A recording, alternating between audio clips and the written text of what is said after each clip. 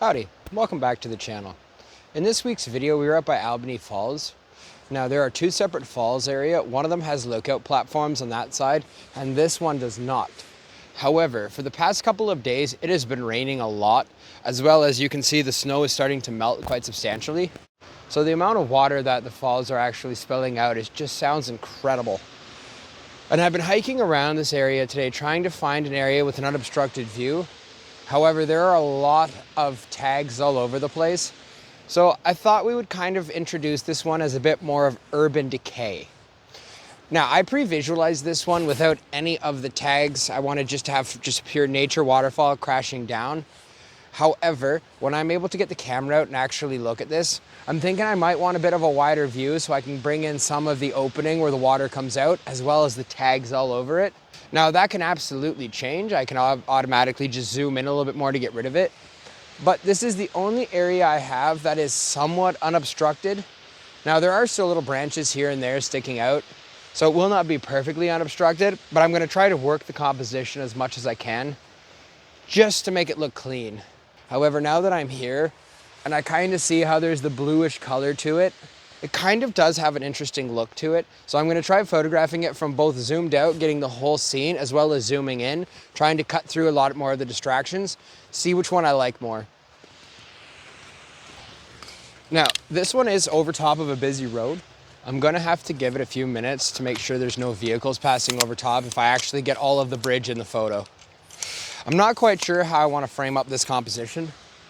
As I said, when I first pre-visualized this, I only had the waterfalls crashing down, but with the amount of trees still kind of obstructing it, and with the amount of tags that are all over the place, it would be hard to cut it all out. So I might as well try to incorporate it in part of the picture. So here's kind of a look at the waterfalls that I'm seeing, and you can see how it absolutely pans down. There we go, and you can see how it crashes all the way down onto the ground area. Has a beautiful sound right now. But as you can see at the top here, we have the tags that are right there.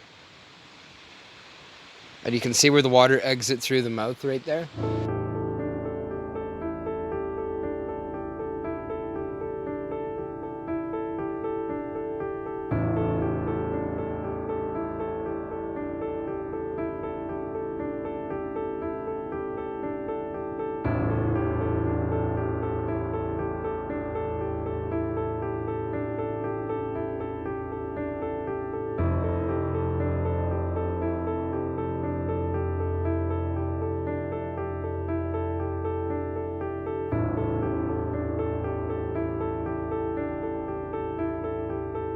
All right, now for the very first composition, I'm into 140 millimeters, very zoomed in, completely cutting out almost all of the distractions, including the tags. So this is just of the waterfall, and then just of the bottom, sort of where it comes out of the area, and then it begins down at the stream. Now I am bringing in a lot in the S-turn. There's a lot of dead trees and a fair amount of snow. So one decision I'm making right now is whether or not I want to cut off the entire bottom part and just have where the waterfall is coming out. As there are a few less trees there, I should be able to actually kind of just sort of focus in on that area alone.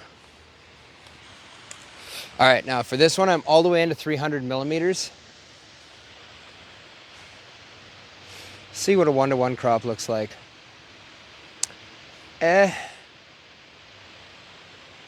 Now a 16:9 does bring in a little bit. All right, I'm gonna brighten up the exposure by one stop. Because it's been raining a lot the past few days, we have a lot of overcast skies today, and there is very little, if any, light. It's very diffused.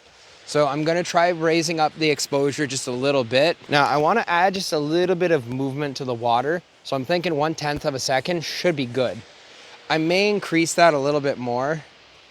So let's say f16. And then we'll drop that down to 1/5 of a second. Earlier I was using f11 to give it a small bit of a shallower depth of field. However, right now I want to increase the shutter speed a little bit more. And I may even go a little bit extreme and try 1 whole second. So we'll see how that one's gonna look. Now, for this one, I'm going to try cutting out all of the signs of city life and all of the signs of human interaction.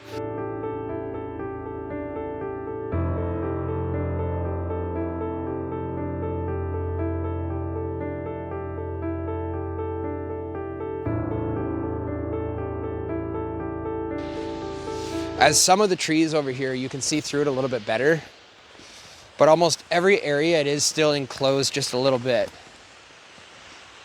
As over here, we do have a better view. However, it still is kind of cut off. Oh, well, that's okay. I'm gonna hike around the corner over here, see if we can find anything. That side over there does look a lot neater. Eh.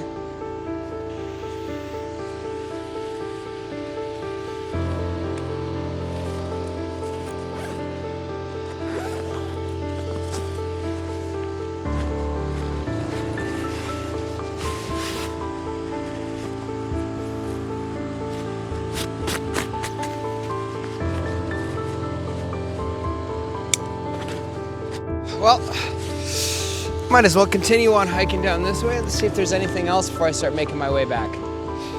Talk to you guys again in a minute.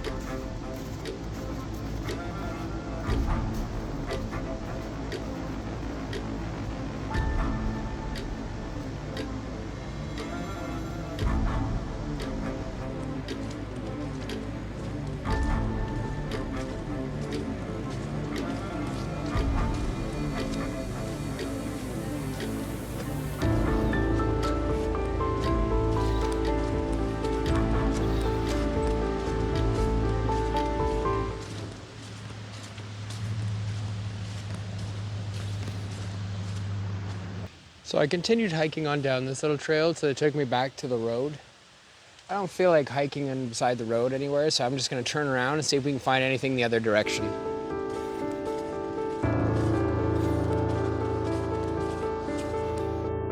You can absolutely see how the bark has been almost completely removed at certain sections, but only higher up.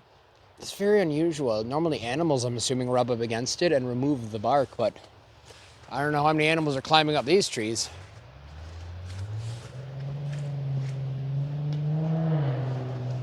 And there's a nice big thicket of them over here.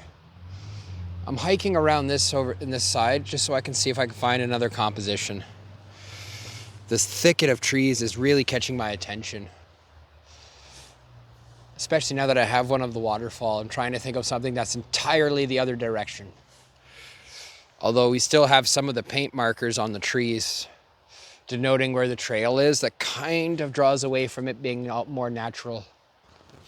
Now I also see these two trees right here acting like a frame, kind of drawing your eye into the middle in this section right here. Now if I can find anything of interest to actually focus in on, so I'm gonna see if I can frame this up and we might be able to get a second photograph. Now, I'm not completely sold how I want this image to look. I'm definitely gonna have to see the back of the camera and then work the composition a little bit more. As do I wanna bring in some of these trees to kind of act like a bit of a frame for the photo?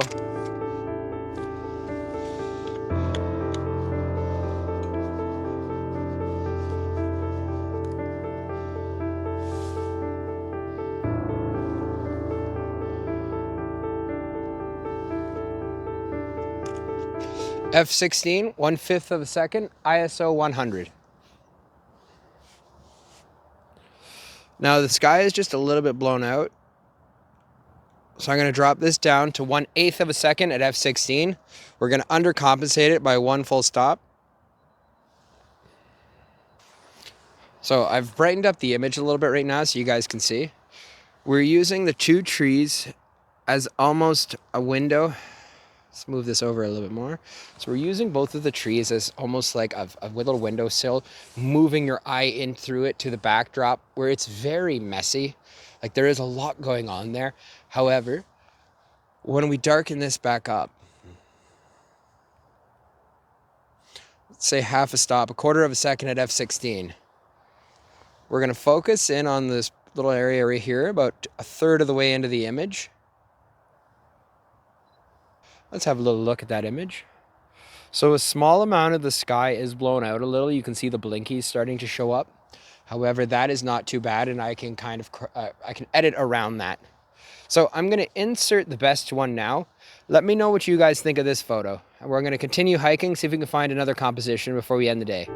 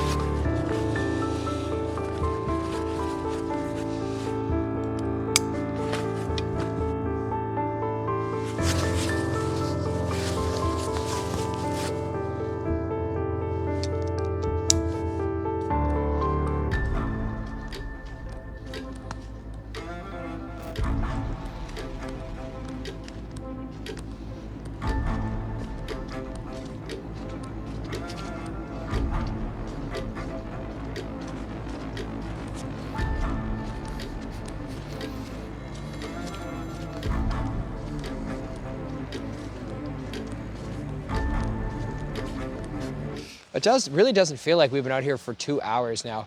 My camera is starting to die again, so I'm gonna have to recharge it. Can tell the temperature is warmer today. My camera lasted a lot longer. Well, if you guys enjoyed the video, leave a like, drop a comment down below if you so wish, and we'll talk to you guys again in the next one. Have a good one.